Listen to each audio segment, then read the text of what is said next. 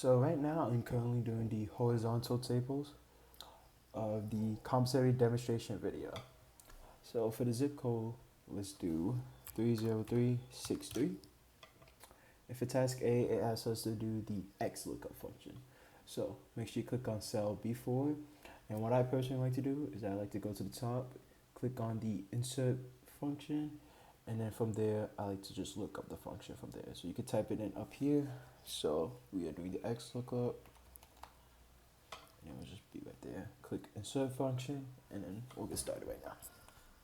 So for the XLOOKUP, we are about to put B3 as a lookup value, C11 to DC11.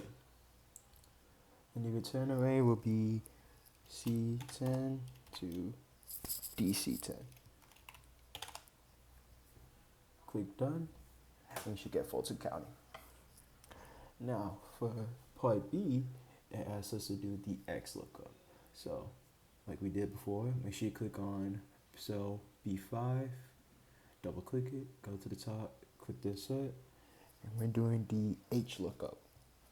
Now make sure you are in the correct cell, because if you mess up, it could give you the wrong answer. So HLOOKUP and cell B5, click insert function, and then from there we are going to do B3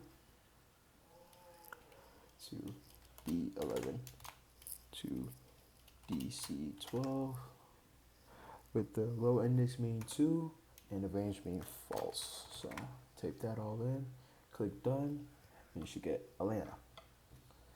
Now for task C, make sure you click out the X at the top of the formula builder. Make sure you click on cell B6, double click, go to the top, and once more we are going to do the sum if. So we already have it pulled up at the top, so let's click that, and then from there let's get started. So it will be right now C10 10 to B4.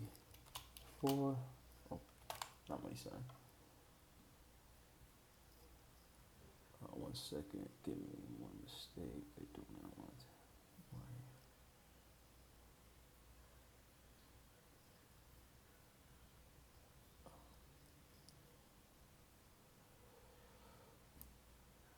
my. My mistake. I should have to close out a tab so that we have no more pop-ups. My mistake. C16 to that of DC16. Click done, and as a result, we have the tax field range for the county that we are in. But if we were to change the zip code to, let's say, 3039, it will show us Gwinnett County, the city will be Snellville, and this is the current tax rate that they are all paid for. Now let's switch it back to what we were initially working with. 60, click done, and we're back to where we started. Now for the final step of the project, we are going to click on cell C10, click the shift button and go down 2, 3, 4, 5, 6, and just go all the way to the right until there is no more to fill. Makes it a little bit easier just to fill in all the columns. And from there, we are going to do the sort function to build a horizontal sort to demonstrate the data for the table. Make sure you don't go too far and just stop at DC. So you see a sort function, you click it, click custom sorts, and then at the top we're going to do row 11 will be, my mistake, row 11 to that of, row 10 to Z day, my mistake. Whereas the second one will be row 11 from smallest to largest. Now row 10 is doing the counties and is going from Z all the way to A, so it'll be a different order.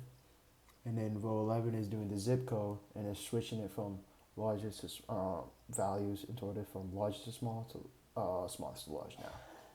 Click OK, and from there, give it a little second or two, and then it will change slowly but surely to that of Rockdale. Yes, and there we go. One thing to keep in mind, notice how we have all these hashtag marks. If you go to the top of the columns and just expand the width, you get all the numbers available within the columns of these tasks. So feel free to do that as you go along throughout the process, and just keep in mind that when working in Excel, you can always look up features that can help you out throughout the process. They have a help feature that is beneficial, so always keep that in mind. With all that being said, that is all I have. It is a pleasure, and have a wonderful day. Thank you.